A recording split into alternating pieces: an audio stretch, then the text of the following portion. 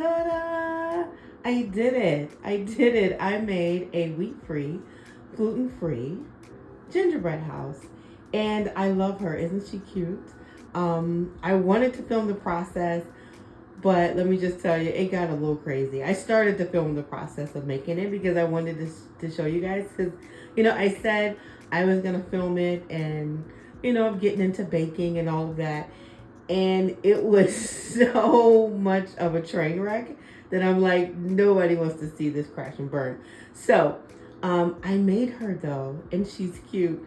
But let me tell you a little bit about the process, and I'm going to share my recipe in the video as well.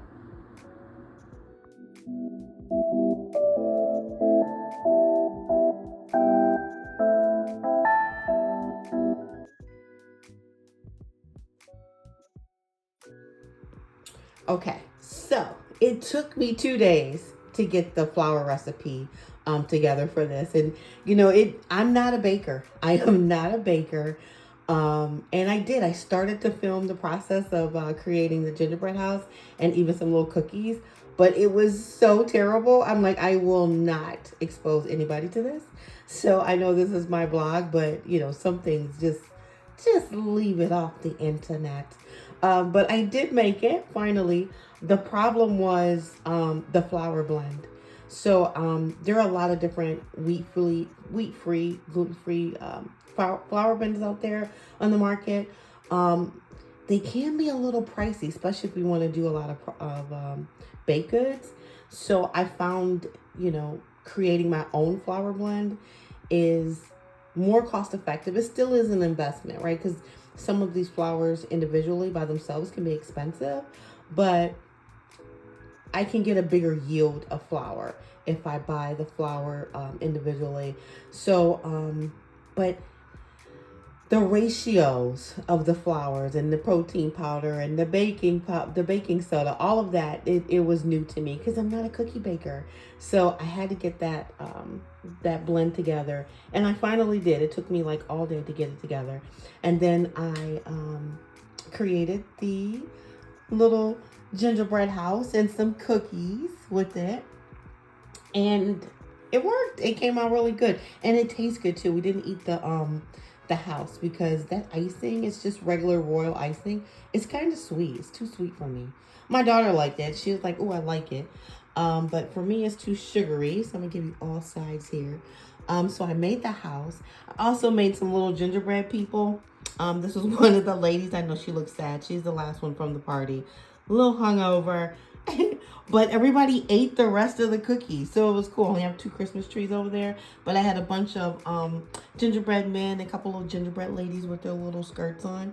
So, but everybody ate the rest of them. So it was really cute. And yeah, I was able to put some gumdrops on here. And I think she's cute. I think it's really cute. I'm very excited because this is the first one that I've done in a long time. We used to do these with my mom all the time, and she always put gumdrops on them. So, and back then when I was little, we could eat, I could eat wheat or I could eat regular flour. I just can't eat it anymore. And over the years, I've tried to, bake a little bit more products that were, or goods that were wheat-free or gluten-free, and I just didn't have a good result, but I was determined this time. So I did make it right in time for Christmas, and everybody got to see it yesterday. So I'm really excited about that. So I did do it, guys. I did do it. I just wanted to show you guys that I did it. I will put the recipe along with the flour blend recipe that I created for this in the description of the video. It's not hard at all. I think I kind of made it harder than what it was. But once I figured it out, and I really kind of like took a moment to understand the difference between like making bread and making a cake and making muffins and making cookies, there's a difference. And then understanding how gluten-free or wheat-free flours are just act differently, especially when you're doing something that is like a cookie. I'm more comfortable with it now. So I'll make some more cookies. I'm excited about that. So I just wanted to show this to you guys. I hope you had a really great Christmas. yeah, and we get ready for the new year.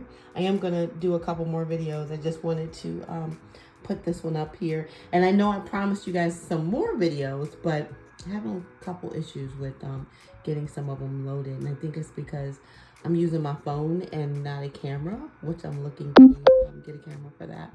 But yeah, I hope you guys had a wonderful Christmas. So more videos to come once I get this whole thing figured out, but more videos to come. Just different things in the life of an adult living with food allergies and allergies in general. And I really hope, you know, some of the content that I create is helpful to you and familiar to you and gives you that sense of familiarity and camaraderie. That's just, you know, the purpose of me doing this in the first place, because I understand it can get a little lonely, you know, out there with this lifestyle. It can get a little lonely. So enough of that. I just wanted to show you my gingerbread house.